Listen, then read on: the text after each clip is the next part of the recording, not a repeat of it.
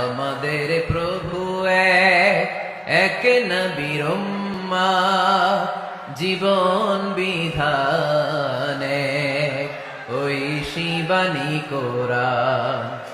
আমাদের প্রভু এক নবীর উম্মাহ, জীবন বিধানে ওই আমাদের প্রিয় ভাই ইউসুফীয় কারাগার, ইউসুফীয় বিশ্ববিদ্যালয়, যেখান থেকে পরিশুদ্ধ করে আল্লাহ তাকে বের করেছেন আমাদের প্রিয় ভাই মাওলানা মুফতি আমির হামজা একই ইউনিভার্সিটির আমাদের ভাই। পড়ালেখায় তার কয়েক বছর আগে আমি ইউনিভার্সিটিতে গিয়েছিলাম, আমার পরে ইউনিভার্সিটিতে গেছে সে, এবং ইউনিভার্সিটিতে যাওয়ার মুহূর্তে তার যখন কোচিং করতো, বিশ্ববিদ্যালয়ে ভর্তির সুযোগ হয়েছিল, তাকে কিছুদিন আমি তার ক্লাসও করাইছি। তাকে আমাকে অনেক ভালোবাসে। এই ভাইটা বহুদিন ধরে ভেতরে ছিল, বিভিন্ন ধরনের কষ্ট তার উপর দিয়ে গিয়েছে।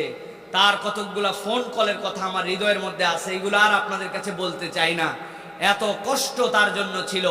আজকে আল্লাহ রাব্বুল আমিন তাকে যে সম্মানিত করেছেন কোরআনুল কারীমের জন্য, এই সম্মান এটা আপনারা অনুভব করতে পারছেন তো? যে জেল দিয়ে, জুলুম দিয়া আটকায় রেখে কোনো মানুষের মর্যাদা কমানো যায় না। মর্যাদা যদি আল্লাহ বাড়াতে চান, ওই মর্যাদা ঠেকানোর মালিক দুনিয়ায় কেউ নাই, ঠিক কিনা? অতএব প্রিয় ভাইরা, আমরা যারা এসে গেছি, আমি অনুরোধ করব একটু দিল থেকে আপনারা কথা শোনেন। আপনারা কি আমার কথা বুঝতে পারছেন ভাই? আমরা যতক্ষণ কথা বলবো এই কথাগুলো শুনতে রাজি আছেন তো ভাই? কারা কারা রাজি আছেন দুইটা হাত উঁচু করেন, শক্ত করে দুইটা হাত তোলেন। টান টান করে তুলছেন?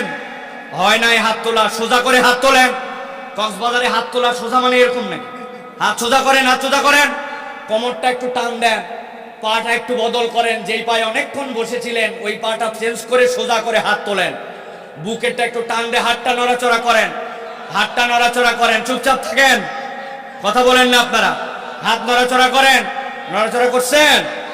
এবার হাত সোজা করেন, হাত সোজা করেন, হাত সোজা করেন। এই বসো বসো বসো, থামেন থামেন, হাত সোজা করেন। আপনি হাত সোজা করছেন সবগুলা? দেখেন তো কারা কারা হাত তুলতে পারে নাই। দেখেন, তুলতে পারছে সবাই? আল্লাহ কবুল করুক। হাত টান করছেন সবাই। এবার গলাটা একটু পরিষ্কার করেন, ভালো করে গলা পরিষ্কার করেন, ফাইনাল গলা পরিষ্কার করছেন সব? হাত সোজা করেন, সোজা টান করে তোলেন, টান করে বুক ফুটান, বুকের হাড্ডিটা ফুটে দেন। উঠাইছেন, এবার হাত দুটা এই বরাবর নেন, বুক বরাবর নিছেন। এবার আমরা একটা তাকবীর দিব। এই তাকবীরের মাধ্যমে আলোচনায় প্রবেশ করব। পারবেন ইনশাআল্লাহ? যারা এর আগে কখনো জীবনে এরকম বুলন্দ আওয়াজে তাকবীর দেন নাই, দিতে পারবেন এই সিদ্ধান্ত নিছেন, তারা বলেন আল্লাহুম্মা আমিন। বলেন আল্লাহুম্মা আমিন। পারবেন তো ইনশাআল্লাহ? দেখে একটা তাকবীর দেন। লিল্লাহি তাকবীর, লিল্লাহি তাকবীর। আল কোরআনের আলো, আল হাদিসের আলো, তোমার নেতা আমার নেতা, তোমার নেতা আমার নেতা। লিল্লাহি তাকবীর। আলহামদুলিল্লাহ। প্রিয় ভাইরা, তাহলে আমরা আলোচনায় প্রবেশ করব এখন।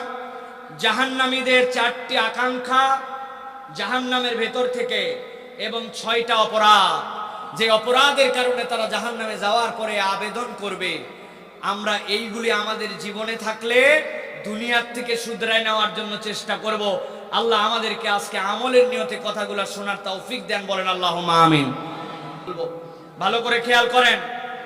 1 নম্বরে আল্লাহ রাব্বুল আমিন কোরআনুল কারীমের মধ্যে বলছেন, ওই দিনে জাহান্নাম থেকে একদল বের হতে চাবে, শুধু আল্লাহর কাছে এইটুকু ফরিয়াদ করবে যে আল্লাহ আমাদেরকে জাহান্নাম থেকে একটুখানি আপনি বের করে দেন। শুধু এইটুকুই আপনার কাছে আমাদের আবেদন।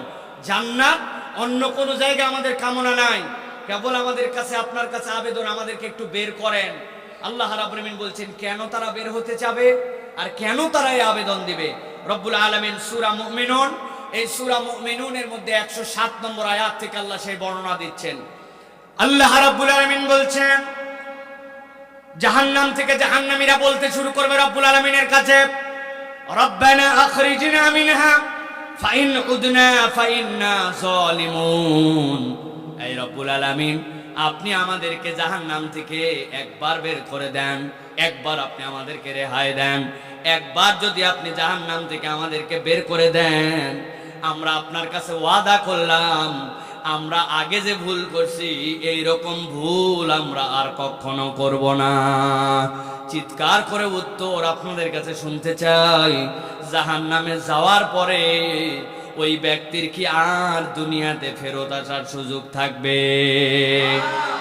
কিন্তু এই মানুষগুলা আল্লাহ রাব্বুল আমিনের কাছে বলবে, রব্বানা আখরিজনা মিনহা ফাইন উদনা ফাইন্না যালিমুন ক্বালা আকসাউ ফিহা ওয়া লা তুকাল্লিমুন।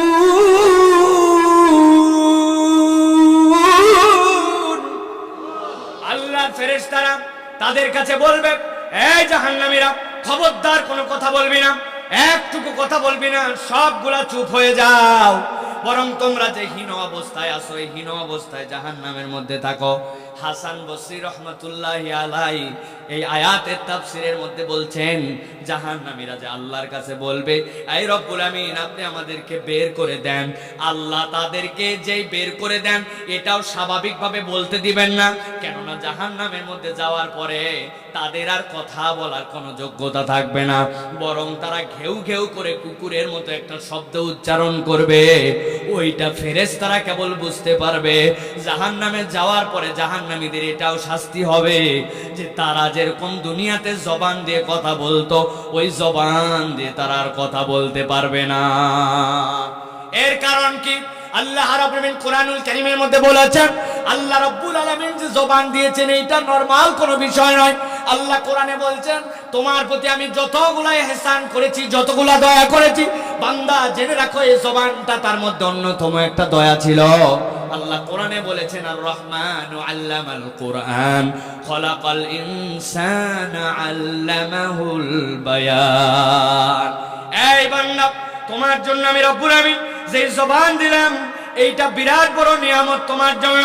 এই জন্য হাসান বসরি যে কথা বলেছেন, এইটা কোরআনুল কারীমের ৭৮ নম্বর সূরা, সূরা নাবার মধ্যে আল্লাহ রাব্বুল আমিন ৩৮ নম্বর আয়াতে এটাও আল্লাহ দুনিয়াবাসীকে জানিয়ে রেখেছেন। আল্লাহ বলছেন, ইয়াউমা ইয়াকুমুর রূহু ওয়াল মালাইকাতু সাফফাল্লা লা ইয়াতাকাল্লামুনা ইল্লা মান আযিনা লাহুর রহমানু ওয়া ক্বালা সাওয়াবা। আল্লাহ রাব্বুল আমিন বলছেন, এই দুনিয়ার মানুষ, ওই দিন তুমি তো দূরের কথা, ওই দিন যে রূহ জিবরাইল আমিন সে পর্যন্ত চুপ করে যাবে। আল্লাহ এমন একটা কাতার বানাবেন যেই কাতারের মধ্যে চুপ করে থাকবে, তবে কথা বলতে পারবে সেই ব্যক্তি ইল্লা মানাদিনা লাহুর রহমান। রহমান যাকে অনুরোধ করবেন, রহমান যার জন্য পারমিশন দিবেন, অনুগ্রহ করবেন। আর আল্লাহ রাব্বুল আমিন যখন কাউকে পারমিশন দিবেন, আল্লাহ বলছেন ওয়া ক্বালা সাওয়াবা।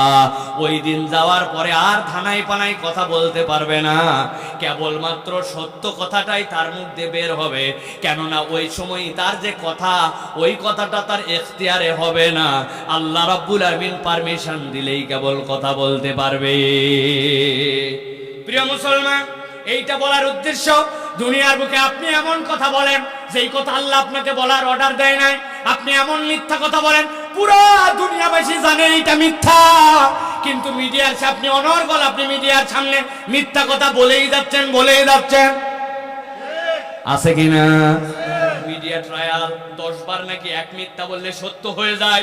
এই জন্য আপনি মিথ্যা বলে যান, অন্যায় বলে যান, বাজে কথা বলে যান।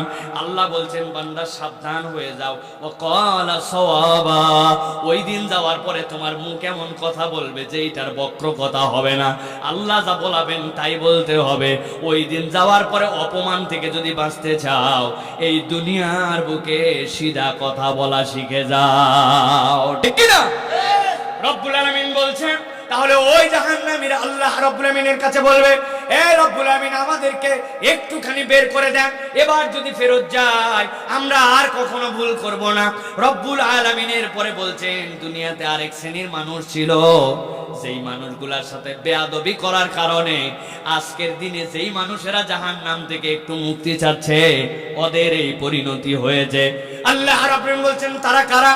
আল্লাহ বলছেন, ইন্নাহু কানা ফারিকুম মিন ইবাদি ইয়াকুলুনা রাব্বানা আমান্না ফাগফির লানা ওয়ারহামনা ওয়া আনতা খায়রুর রাহিমিন। আমার আল্লাহ রাব্বুল আমিন বলছেন, যেই সময় মানুষগুলা বলবে, রব্বুল আমিন আমাদেরকে একটুখানি বের করে দেন জাহান্নাম থেকে, ভালো করে বোঝেন কেন বের হতে চাও। আল্লাহ এবার যাওয়ার পরে আমরা আর ভুল করব না। কি ভুল করছিলে তোমরা দুনিয়ায়? আল্লাহ বলছেন, ইন্নাহু কানা ফারিকুম মিন ইবাদি, নিশ্চয় দুনিয়ার মধ্যে কতক লোক আমার ছিল, আমার বান্দা ছিল। ইবাদি আই মুতাকাল্লিম দিয়ে আল্লাহ নিজে বলছেন এরা আমার লোক। কার লোক? ওরে বাবা রে বাবা, কক্সবাজারে কোনো লোক যদি কোনো একটা কমিশনারের সাথে ভাব থাকে তাহলে তার দাপটে চলা মুশকিল। এই উল্টা পাল্টা কথা বলবি না। চিনিস আমি কার লোক? কার লোক রে তুই? আমি কমিশনারের লোক। ও উল্টা বলছে, বেকুব আমারে চিনিস নাই, তুই যে কমিশনারের দাপট দেখাস আমি ওই চেয়ারম্যানের লোক। কমিশনারের লোক সাথে সাথে চুপ মেরে যাবে। এখন চেয়ারম্যানের লোক একজনের ফাপড় দিচ্ছে, আমি চেয়ারম্যানের লোক। ওই বেটা বলছে, আর এক কথা বললে ঠাড়ায় থাপ্পড় দিয়ে জায়গায় ঠিক করবো, আমি এমপির লোক। চেয়ারম্যানের লোকের আর বেল আছে? ওই এমপির লোকরে কেউ যদি বলে, আপনার নমিনেশন যেই মন্ত্রীর মাধ্যম দিয়ে এনে দিয়েছিলাম, বহুত ক্যান্ডিডেট ছিল, আমি হচ্ছে ওই মন্ত্রীর লোক, তাহলে এমপির লোকও সাথে সাথে চুপ সায়ে যাবে।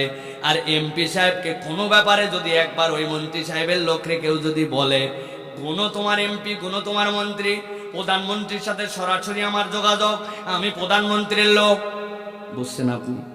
এতগুলা উদাহরণ দিলাম এই জন্য, রব আপনাকে কি বলছেন আপনি বোঝেন, আপনি কথার ওজন বুঝেন নাই।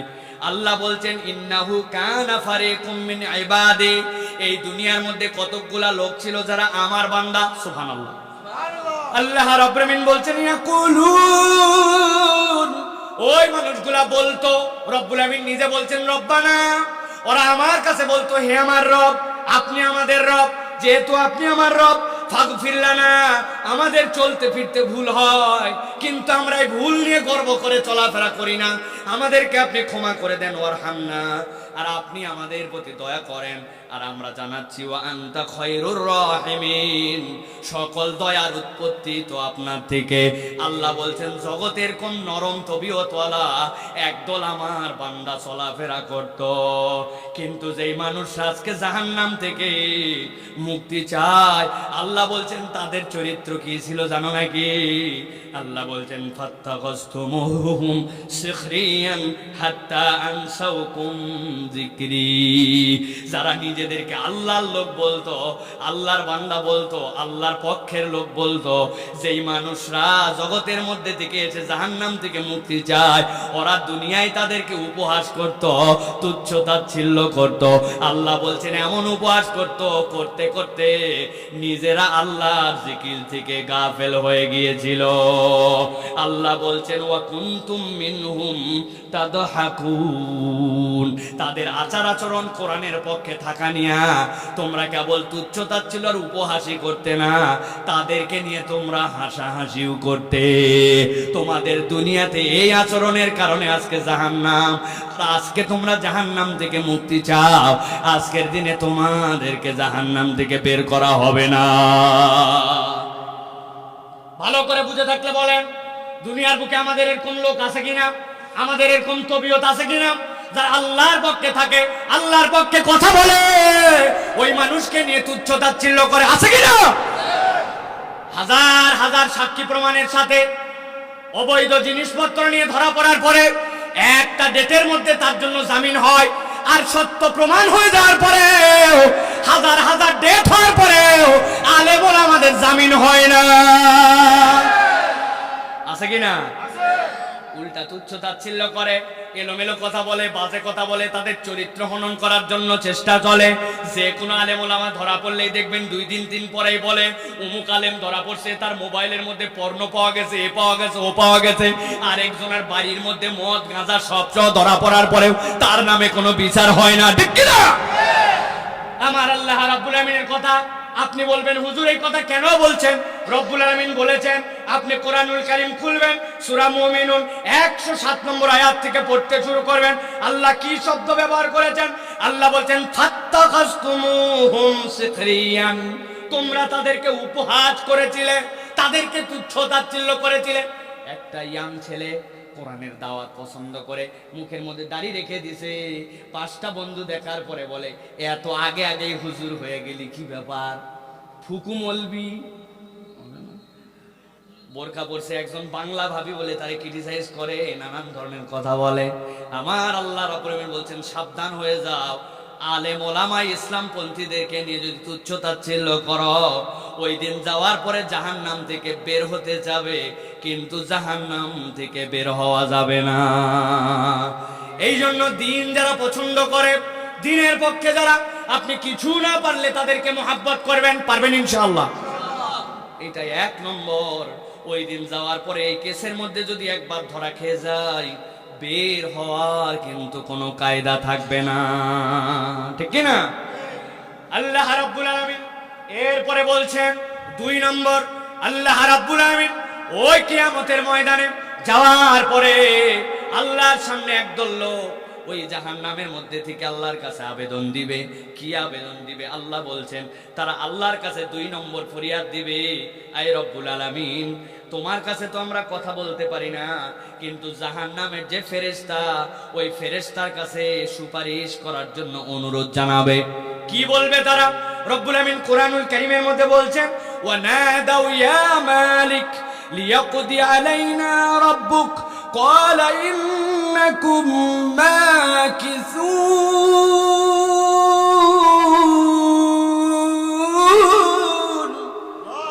আমার আল্লাহ রাব্বুল আমিন বলছেন ওই লোকগুলা, জাহান্নামের যে ফেরেশতা, ওই ফেরেশতার নাম মালিক, ওই ফেরেশতা যে জাহান্নামের গার্ড হিসেবে দায়িত্ব পালন করবে, তার কাছে আসার পরে বলবে তোমার কাছে ছোট্ট একটা আবেদন আছে। ও মালিক, ফেরেশতা একটু শোনো, কি বিষয়? বলছে তোমার কাছে একটা আবেদন, তুমি আল্লাহর কাছে আমাদের হয়ে একটা সুপারিশ করো। কি সুপারিশ? লিয়াকদি আলাইনা রাব্বুক, তোমার রব যেন আমাদের উপর একটা চূড়ান্ত ফয়সালা করে দেন, আমাদেরকে যেন মৃত্যু দিয়ে দেন। আমরা আর এখানে থাকতে চাই না, আমাদের যা সাজা হয়েছে এই সাজাটা আমাদের জন্য কঠিন হয়ে গেছে, সুপারিশ একটুখানি আল্লাহর কাছে করো, আমাদের জন্য যেন জীবনকে সংহার করে দেওয়া হয়, জীবনটা যেন আমাদের জন্য শেষ করে দেওয়া হয়। আল্লাহ রাব্বুল আলামিন বলছেন ও বান্দা, তোমরা কি জানো না ওই হাসরের ময়দানে আসার পরে, তোমরা আজকে যে মৃত্যু চাচ্ছ, ওই হাসরের ময়দানে আসার পরে মৃত্যুকে জবাই করে দেওয়া হয়েছে, এই জায়গাতে আর তোমাদের জন্য জীবন মৃত্যুর খেলা নাই। রব্বুল আলামিন কোরআনুল কারীমের মধ্যে বলেছেন ইন্না আনযারনাকুম আযাবান করিবা ইয়াওমা ইয়ানজুরুল মার'উ মা কদ্দামাত ইয়াদাহু ওয়া ইয়াকুলুল কাফিরু ইয়া লাইতানি কুনতু তুরাবা। আমার আল্লাহ বলছেন, মুসনাদ আহমদের হাদিসের মধ্যে নবীজি ব্যাখ্যা করছেন, আল্লাহ রাব্বুল আলামিন হাসরের ময়দানে সব গরু ছাগল উট ভেড়া যতগুলো আছে সবগুলাকে ময়দানে হাজির করছেন। আপনার বাড়ির যে ছাগলটা ছিল, ওই ছাগলটার শিং উঠে গিয়েছিল, শিং উঠার কারণে একসাথে আরেকটা ছাগল তার সাথে চলাফেরা করে, ওইটার শিং ওঠে নাই। শিং উঠে নাই জন্য যেইটার শিং উঠছে ওইটা দিয়ে ওই ছাগল ওই গুতা দিছে মাঠের মধ্যে খাইতে খাইতে।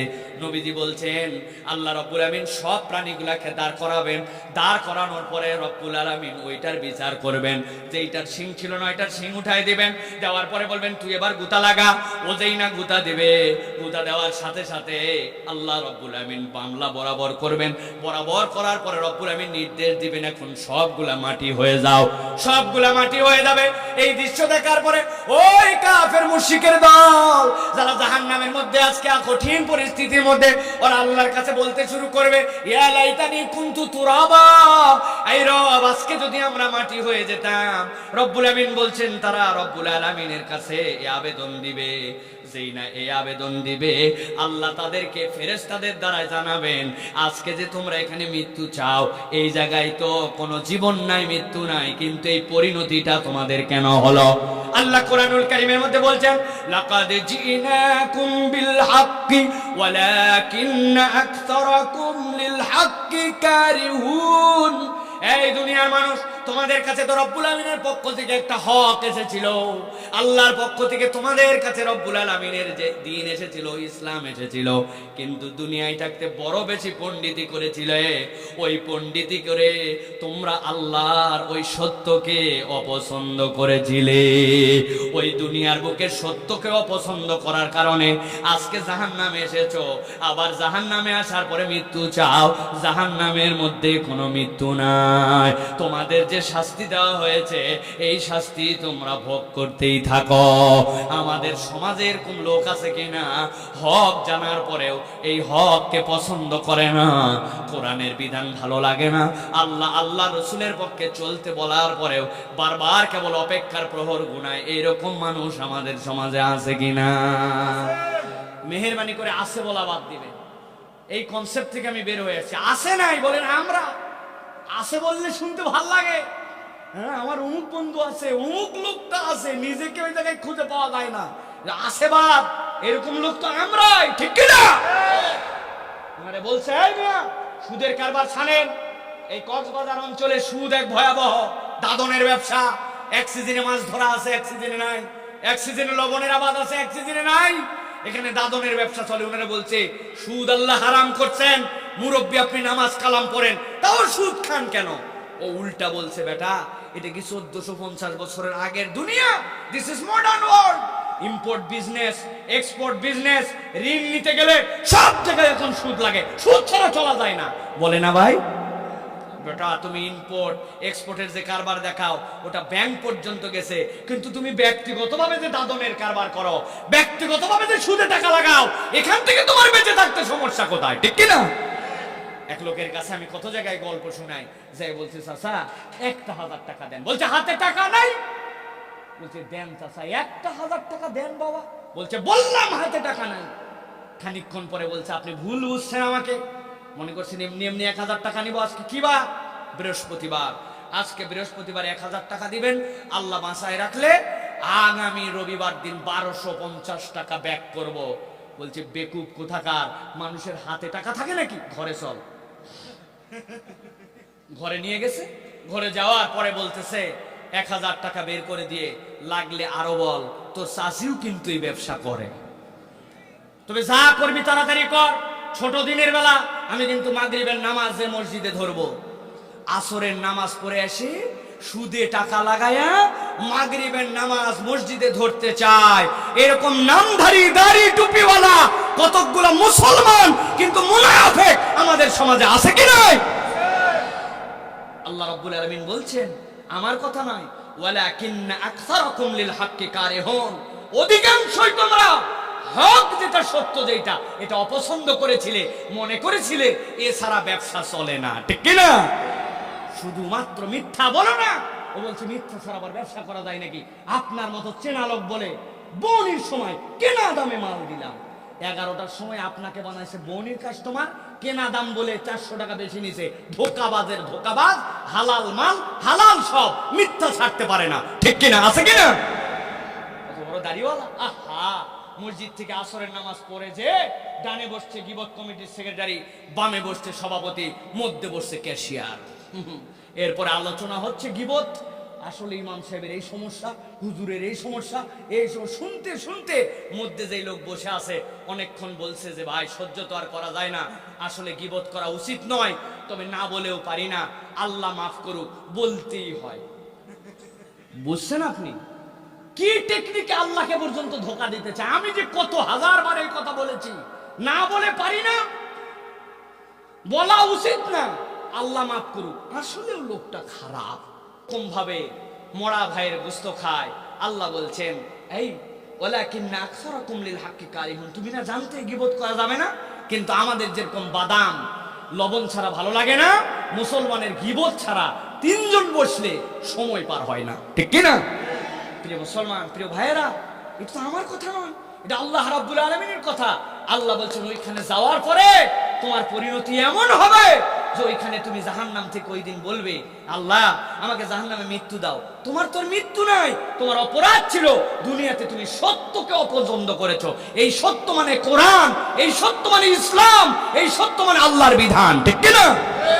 সব কথার সাথে ঠিক বললেও একটা কথায় আপনারা আমার সাথে একমত হবেন না। বলবো যদি সাহস দেন তাহলে বলি।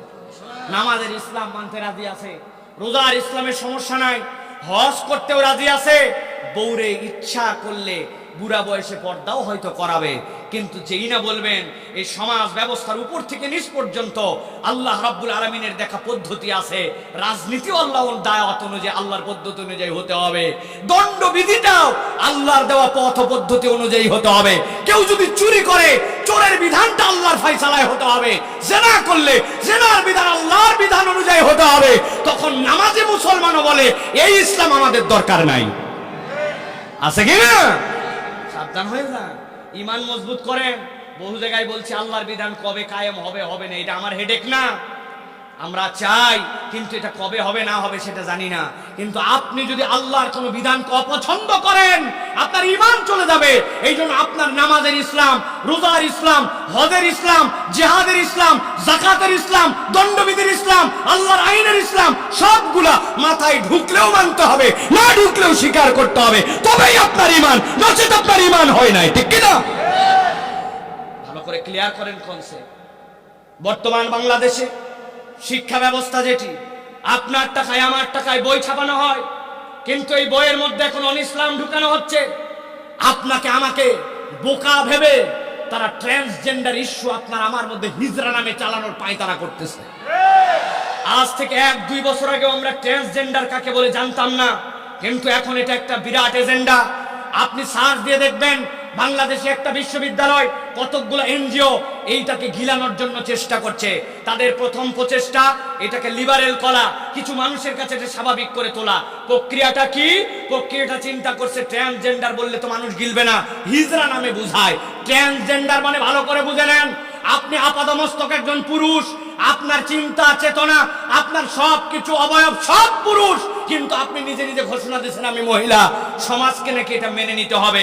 এই জন্য 7ম শ্রেণীর বইয়ের মধ্যে তারা নতুন করে সংজ্ঞা নির্ধারণ করেছে। বলছে একজন মানুষের বর্ণ, গোত্র, শারীরিক অবকাঠামো এইগুলা দিয়া তার কোন রকম আইডেন্টিটি হয় না, বরং হওয়ার সময় সকলে সমান হয়। আস্তে আস্তে বড় হওয়ার পরে সে পুরুষ হয় অথবা নারী হয়। কথা কি তাই? আপনি কি কখনো মাঝে মাঝে এরকম যেহেতু হয় না, আপনি কি আপনার কোনো স্ত্রীর বদলে আপনি সন্তান ধারণ করছেন? সন্তান ধারণ না করেন, স্ত্রী ব্যস্ত থাকার কারণে মাঝে মাঝে তো সন্তানকে আপনার বুকের দুধ খাওয়াইছেন, খাওয়ার নাই না? তাহলে আমরা হওয়ার পরের থেকে আমাদের আইডেন্টিটি ক্লিয়ার।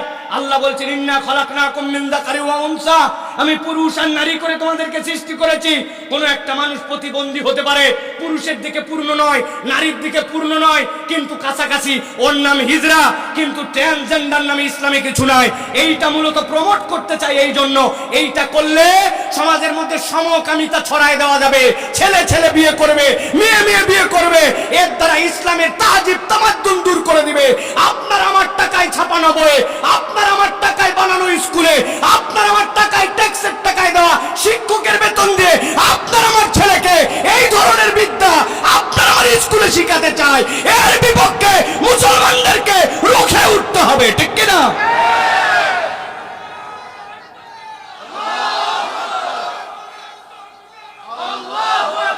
শুধু তাকবীর দিলে হবে না, থামেন, কথা বোঝেন। এটা গরম ওয়াজ নয়, এটা বোঝার বিষয়। কোনোদিন তো 7-এর বই খুলে দেখেন নাই, আপনার ছেলে মেয়ে তো এটা পড়তেছে, সেখানে তাদেরকে শেখানো হবে। আমি ছিলাম আগে শরীফ আহমেদ, কিন্তু আমি কিছুদিন পরে দেখলাম আমার ভাল লাগে না, আমার মেয়ে হতে মন চায়, মেয়ে মেয়ে, এই জন্য আমি নাম পরিবর্তন করে এখন আমি হয়েছি শরীফা। এটা বানানো কোনো কথা বলছি না, 7ম শ্রেণীর বইয়ের মধ্যে সামাজিক বিজ্ঞানের মধ্যে এটা ঢুকানো হয়েছে। আপনার আমার ছেলেদেরকে এইভাবে এই সত্ত্বেও যে সত্য ইসলাম দিয়েছে সেখান থেকে দূরে সরানোর এজেন্ডা চলতেছে।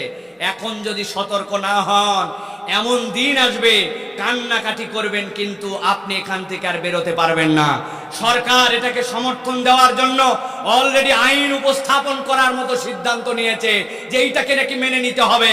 প্রিয় ভাইরা, আমেরিকার মতো জায়গাতে 90 বছর লাগছে এইগুলাকে গিলায় আজকে তার সমাজে যে রন্ধ্রে রন্ধ্রে আজকে বিপদ, সেই বিপদ আপনার আমার উপরে চাপায় দিতে চায় একদল এজেন্ডা নিয়ে দৌড়াদৌড়ি করে। আপনারা অবাক হবেন আরো শুনলে প্রিয় ভাইয়েরা, যে তারা এই কার্যক্রম যেগুলি ঘটাচ্ছে, এই কার্যক্রম করার সময় তারা কি বলে যে যেই সকল হিজড়া, এই হিজড়াদের নাকি যে স্বাস্থ্য পরীক্ষা হয়, সাম্প্রতিক একটা নিয়োগের ক্ষেত্রে 12 জন হিজড়াই নয় ধরা পড়ছে। তারা ধরা পড়ার কারণে তাদেরকে স্বাস্থ্য পরীক্ষায় বাতিল করে দেওয়া হয়েছে যে তারা তো পুরুষ ভুয়া হিজড়া। এরকম করে তারা সমাজে এইগুলা ঢুকাতে চায়। প্রিয় ভাইয়েরা, আল্লাহ আমাদেরকে এই সকল ফিতনা থেকে হেফাজত করুক, বল আল্লাহুম্মা আমিন। লিল্লাহে তাকবীর, হয় নাই? লিল্লাহে তাকবীর, লিল্লাহে তাকবীর। আলহামদুলিল্লাহ, আহলান সাহলান মারহাবান। আমাদের প্রিয় ভাই আমির হামজা আলহামদুলিল্লাহ চলে আসছে, মাশাআল্লাহ। আপনারা বসেন, আমি এক্ষুনি শেষ করে দেব ইনশাআল্লাহ। কথা বলবেন ইনশাআল্লাহ। কোথায় হামজা? কই? বসতে দেন, বসতে দেন, বসতে।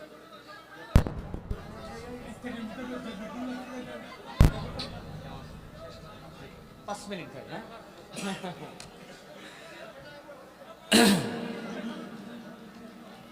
প্রিয় ভাইয়েরা, আলহামদুলিল্লাহ বলেন। এটা খুশির আলহামদুলিল্লাহ, আলহামদুলিল্লাহ বলেন। আল্লাহ রাব্বুল আলামিন কবুল করুক। আমাদের ভাই এসে গেছে আলহামদুলিল্লাহ। আমি এক্ষুনি শেষ করে দেব ইনশাআল্লাহ। তবে 5 মিনিট তার কাছে বলেছি। আমি যে এই 2টা পয়েন্ট বলেছি আর 2টা পয়েন্ট আছে, একদম সংক্ষেপ করে বলে দিব। জাহান্নামে যাওয়ার পরে ওই মানুষগুলো আল্লাহ রাব্বুল আলামিনের কাছে মুক্তির বার্তা আল্লাহর কাছে চাইবে, কিন্তু আল্লাহ তাদেরকে মুক্ত করবেন না, উল্টা তার কারণ আল্লাহ রাব্বুল আলামিন জানিয়েছেন। 3 নম্বরে, জাহান্নামীরা জাহান্নামে যাওয়ার পরে আল্লাহর কাছে বলবে রব্বুল আলামিন, একদিনের জন্য আমাদেরকে একটু ছাড় দাও। আল্লাহ রাব্বুল আলামিন কুরআনুল কারীমের সূরা গাফিরের মধ্যে বলছেন, وقال الذين في النار لخزنة جهنم ادعوا ربكم يخفف عنا يوما من العذاب। ও জাহান্নামীরা, জাহান্নাম থেকে বলতে শুরু করবে, যারা জাহান্নামের দায়িত্ব আছো, তোমরা রব্বুল আমিনের কাছে একটা ফরিয়াদ দাও, আমাদের জন্য একদিনের জন্য যেন একটু আযাবটা কমায় দেওয়া হয়। ইউখাফফিফ লানা, একবারে মুক্ত করে দেওয়া নয়। খাফিফা মানে হচ্ছে, খাফিফ মানে হচ্ছে একটু দুর্বল করে দেওয়া হয়।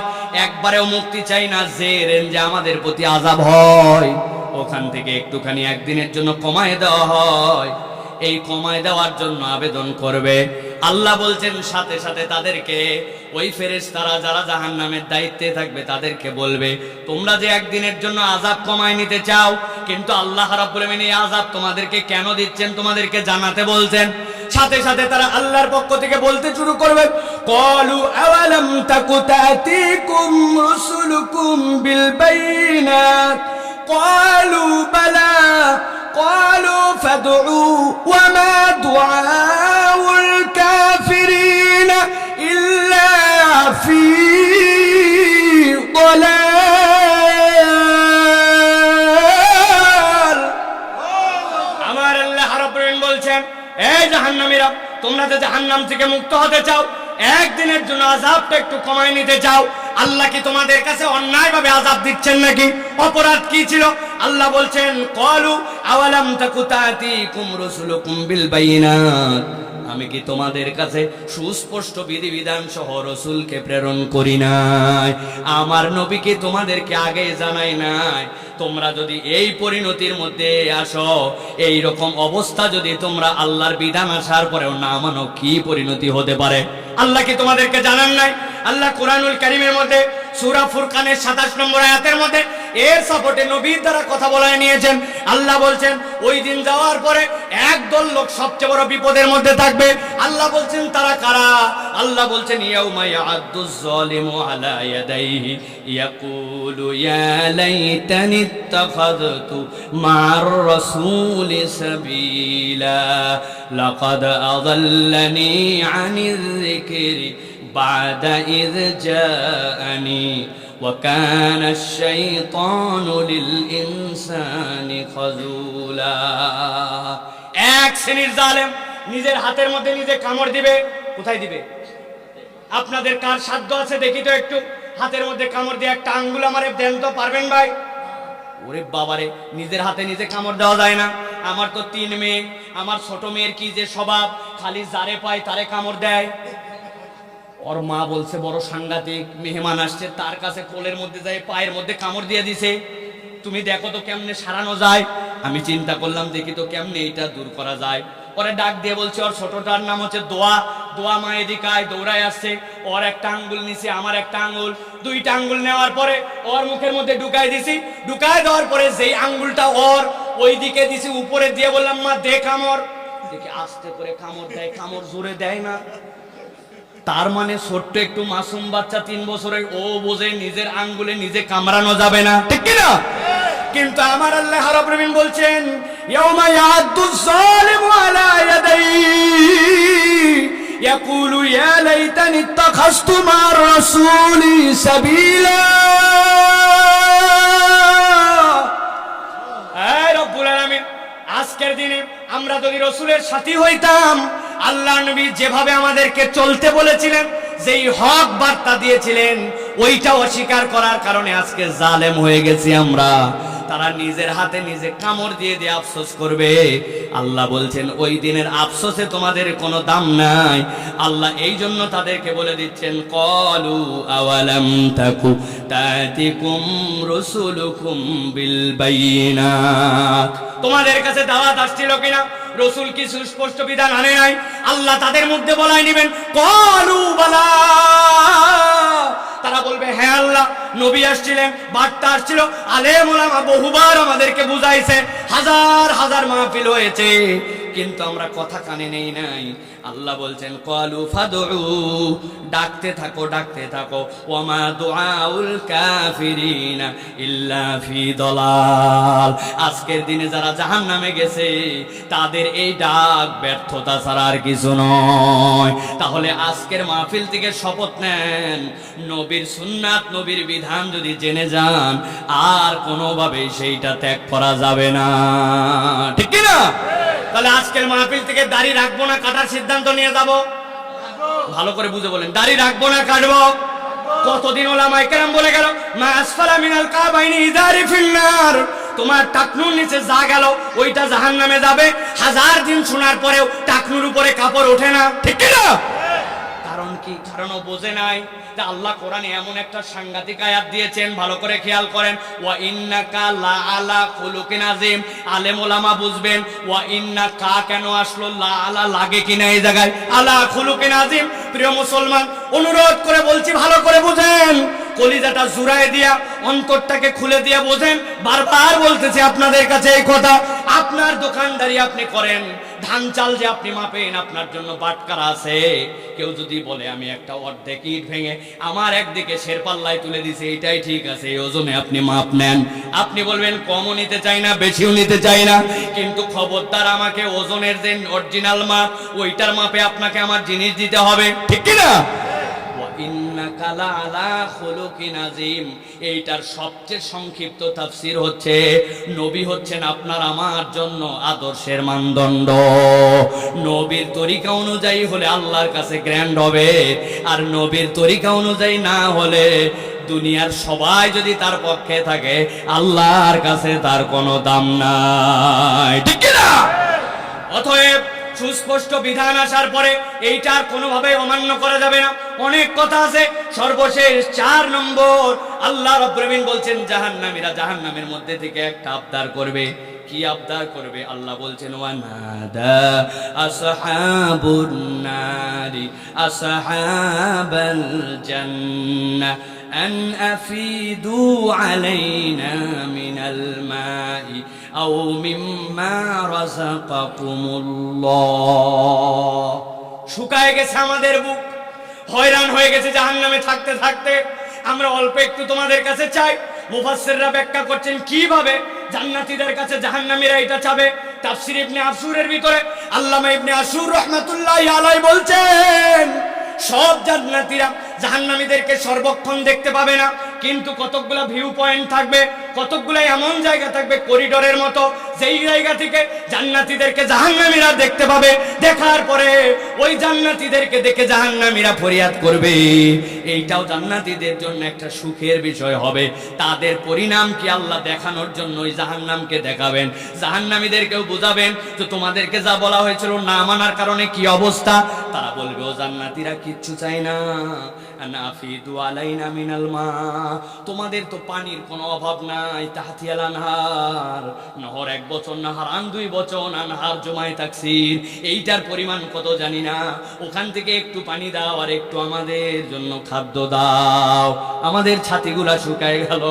আল্লাহ রাব্বুল আমিন বলছেন, ক্বালু ইন্নাল্লাহ হাররামাহুমা আলাল কাফিরিন।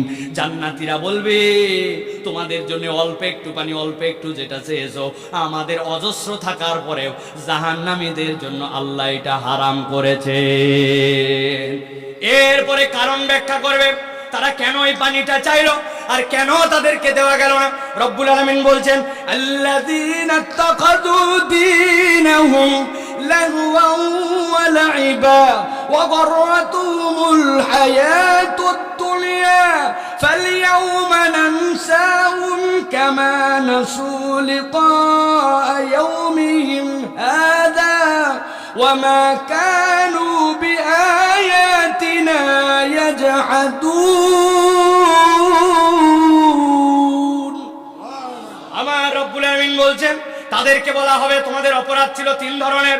আল্লাযীনা ইত্তাখাযু দীনাহুম লাহওয়া ওয়া লাইবা, তারা তাদের দিনকে খেল তামাশা মনে করেছিল। যতটুকু আমার মন পছন্দ হয় ততটুকু পর্যন্ত ইসলাম পালন করি। বিয়ের মধ্যে ইজাব আর কবুল, আমার মেয়ের বিয়েতে আছে, আবার গান বাজনাও আছে। ইজাব আর কবুলের সাথে দেনমোহর লোক দেখানো আছে, আবার কৌশলে যৌতুক খাওয়াও আছে। হাজী সাহেব আপনাদের কিছু লাগবে নাকি? দাঁড়ান, হাজী সাহেবরে উল্টা পাল্টা বলেন। জামাইরা আছে, তাদের সাথে কথা বলে নেন। জামাই বলছে হাজী সাহেবকে আল্লাহ যা দিছে কিচ্ছু লাগবে না, তবে আপনাদের মেয়েকে বিয়ে দেওয়ার পর ঢাকায় নিয়ে যাবে। ওখানে যাওয়ার পরে বড় একটা স্ক্রিন যদি দেন আপনার মেয়ে দেখবে, বড় একটা ফ্রিজ দিলে, আমাদের এলাকার থেকে ছোট ছোট মাছ টাছ ধরে দিলে ওখানে আপনার মেয়ে রাখবে, ইয়ামাহা এক্সএস দিলে আপনার মেয়েকে নিয়ে ঘুরবে। ওরা বলছে বুঝে ফেলছে আপনাদের আসলে কোনো চাহিদাই নাই, আছে না? আল্লাহ বলছেন বিয়ের মধ্যে ইজাব আর কবুলের ইসলাম মানছো, কিন্তু আল্লাহর বাকি যে বিধান আছে ওইগুলা মানো নাই। দিনের প্রত্যেকটা ক্ষেত্রে আমাদের জীবনে এরকম আছে। আল্লাহ বলছেন তোমরা এই দিনকে এরকম করে গ্রহণ করেছো খেলতামাশা, ওয়া গররাতহুমুল হায়াতুদ দুনিয়া, আর দুনিয়ার মধ্যে এমন মোহে ঢুকেছো, দুনিয়ার মরিচিকায় তোমরা আক্রান্ত হয়ে গিয়েছিলে। আল্লাহ বলছেন ফালিয়াউমা নানসাহুম কামা নাসু লিকা ইয়াউমিহিম হাযা, তোমরা যেরকম আল্লাহর সাক্ষাৎ ভুলে গিয়েছিলে আল্লাহ আজকে তোমাদেরকে ছেড়ে দিবেন। ওয়া মা কানু বিআয়াতিনা ইয়াজহাদুন। প্রিয় মুসলমান, আমার কথা শেষ, আমি আর কথা বাড়াবো না। 4টা পয়েন্টে আপনাদের কাছে বলেছি, আবার স্মরণ করাই দেই। জাহান্নাম থেকে বের হতে যাবে, কিন্তু আল্লাহ বের করবেন না, তার অপরাধ থাকবে ওই দিন। দুনিয়ার বুকে যারা যারা আল্লাহকে মানে তাদেরকে তুচ্ছ তাচ্ছিল্য করবে, যারা এদের পরিণতি হবে ভয়ঙ্কর। 2 নম্বরে যেই মানুষগুলা মৃত্যু যাবে জাহান্নামের মধ্যে, তাদের মৃত্যু আর আসবে না, কিন্তু এই অপরাধ তাদের এই জন্য ছিল দুনিয়ায় আল্লাহর বিধান তারা নেয় নাই। 3 নম্বরে ওই মানুষগুলা একদিন জাহান্নামের থেকে মুক্তি চাবে, আল্লাহ মুক্ত করবেন না। আল্লাহ নবীকে যে আল্লাহ বিধান দিয়েছিলেন ওই বিধান তারা প্রকাশ্য বিধান স্পষ্ট হওয়ার পরেও মানে নাই, এই পরিণতি তাদের জন্য। সর্বশেষ যেই মানুষগুলা আল্লাহর দিনকে খেলতামাশা হিসেবে গ্রহণ করবে, ওই দিন যাওয়ার পরে তাদের থেকে বড় বিপদে আর কেউ পড়বে না। সর্বশেষে একটা কথা জিজ্ঞাসা করে আলোচনা শেষ করব, আমাদের জন্য কিয়ামতের দিবস কি কায়েম হয়ে গেছে? কথা বলেন, কিয়ামত কায়েম হয়ে গেছে? আল্লাহ কি জান্নাতি আর জাহান্নামীদেরকে ঢুকায় দিছে? তাহলে এই আলোচনাটার লাভ কি? আল্লাহ যে রহমান, তিনি এই প্রশ্নটা ফাঁস করে দিয়েছেন, এই অপরাধগুলোর থেকে বান্দা বেঁচে থাকো। আল্লাহ একটা বান্দাকেও জাহান্নামে ঢুকাতে চান না, জান্নাতে দিতে চান। এই জন্য আগেই জানাই দিয়েছেন যে ওইখানে যাওয়ার পরে কিন্তু প্রশ্ন উত্তরটা এরকম হবে, এইগুলার থেকে মুক্ত হও, জান্নাতে ঢুকে যাও। আল্লাহ আমাদেরকে তৌফিক দান করেন, বলেন আল্লাহ।